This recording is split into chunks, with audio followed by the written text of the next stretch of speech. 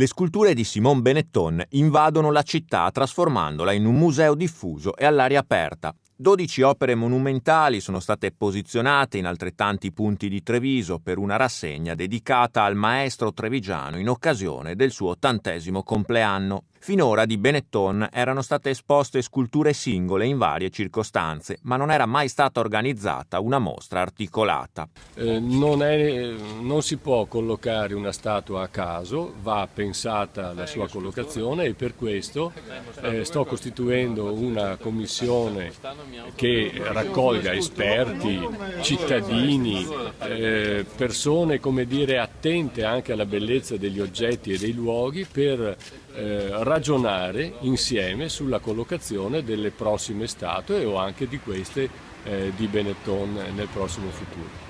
Quello che viene ora proposto è un itinerario nel cuore di Treviso, da Piazza Duomo a Varco Manzoni, dalla Piazza dell'Umanesimo Latino ai Buranelli, allo spazio antistante alla Biblioteca Civica, ma che tocca anche quartieri diversi dal centro come Santa Maria del Rovere o San Liberale.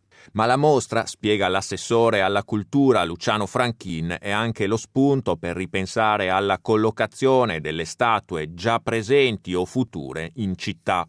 Vedono delle importanti opere che Simon Benetton ha costruito negli ultimi 15-20 anni e sono sparpagliate in tutto il centro storico e in 2 quartieri, San Liberale e Santa Maria del Rovere. Un museo all'aperto è esattamente questo che abbiamo voluto fare, scegliendo anche magari non i posti frequentatissimi, ma alcuni luoghi altamente significativi, penso per esempio alla piazza dell'Università. La rassegna, promossa dal Comune in collaborazione con Arte in Fiera Dolomiti, evento della Fiera di Longarone curato da Franco Fonzo, verrà inaugurata il 5 ottobre per concludersi il 30 gennaio. Terminata l'esposizione in plein air, è in progetto anche un'ulteriore mostra su Simon Benetton, dedicata ai suoi disegni e alla genesi creativa delle sue sculture, ospitata questa volta all'interno del Museo di Santa Caterina.